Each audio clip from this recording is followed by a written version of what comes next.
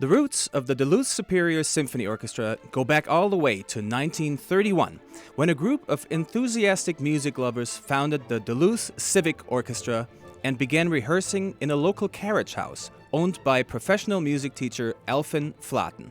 The orchestra rehearsed for an entire year under the baton of local business owner Walter Lang before staging its first concert on May 2nd, 1932.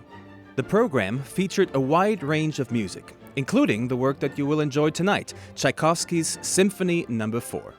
Here, you see the orchestra in 1932 with its first music director, Paul LeMay, who brought many talents to the young Duluth Civic Orchestra. In late 1932, the Duluth Symphony Association was established under the leadership of Abe Miller. The symphony found its first home at the Duluth Armory on London Road. Here, the orchestra would hold concerts and special events for the next 3 decades.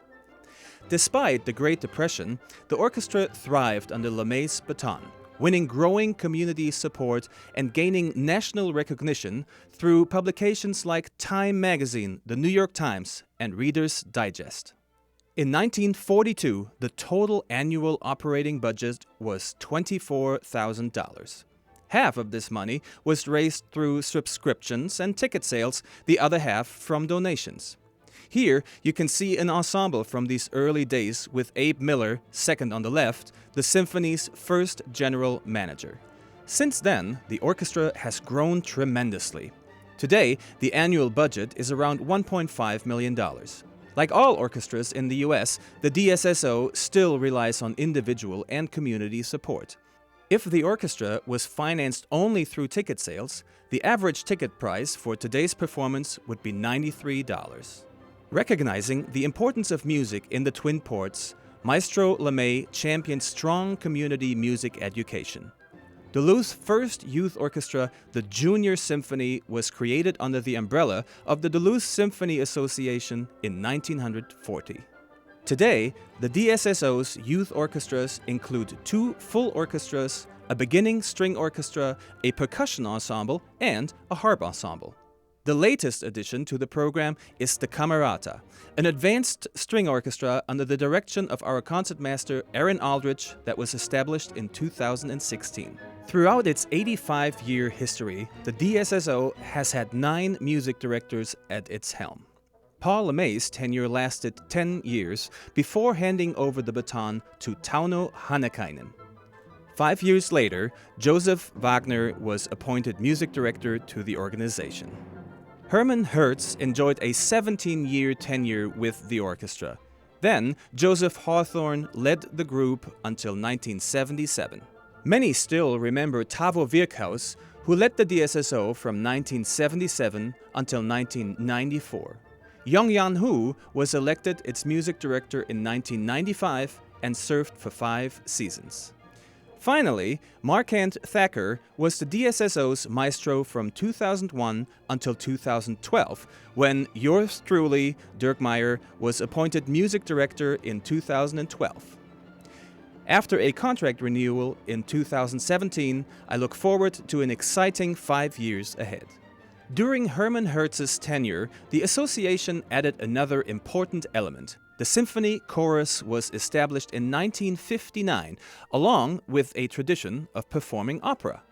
For the next 26 years, the Duluth Symphony Orchestra performed a fully staged opera every season. Here, you see cast members of Verdi's Rigoletto after a performance at the Denfeld Auditorium. In 1984, the DSO's operatic performances came to an end with a staging of Puccini's Tosca. But in 2015, a collaboration with the Lyric Opera of the North revived opera at the DSSO. The joint performance of Carmen by Georges Bizet was highly acclaimed and performed to a capacity audience. In 1974, the Duluth Symphony Orchestra was renamed the Duluth Superior Symphony Orchestra to reflect the cultural and economic relationship between the two communities of the Twin Ports. In the 1960s, work got underway on the Duluth Entertainment and Convention Center. In 1966, the orchestra moved to its new home, and Hermann Herz led the orchestra's first performance in a brand new auditorium. In 2007, the DSSO embarked on a campaign to raise funds for a new acoustical shell. Over $1 million was raised to purchase and install the beautiful shell that you see today. The deck renamed the auditorium Symphony Hall, with the elite stage at its center. In 2013, after a generous gift from longtime friend and chorister Robert Ballou, the orchestra elevates the chorus to new heights with its purchase of the Bob and Barbara Ballou chorus risers. The DSSO has flourished in collaborations with many other organizations. Just in the past few years, the orchestra has produced joint performances with the Minnesota Ballet and the Lyric Opera of the North, has collaborated with more unusual partners such as Bentleyville and the Homegrown Festival, and created a new series called The Bridge Sessions, designed to reach out to other arts communities and supporters. Chamber music and run-out concerts allow the DSSO to reach into all corners of the region.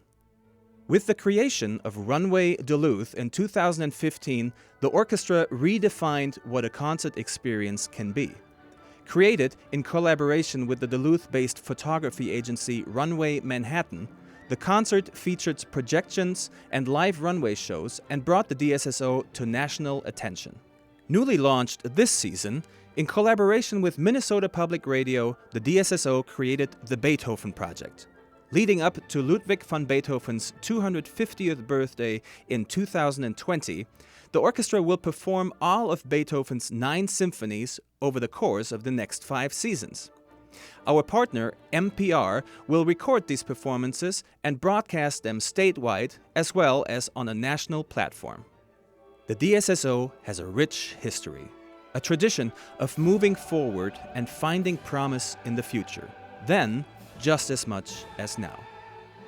We are proud to be a leader in the arts and one of the best regional orchestras you will find anywhere. With the love of music in our hearts and the support of our community driving us forth, we embark on the next 85 years.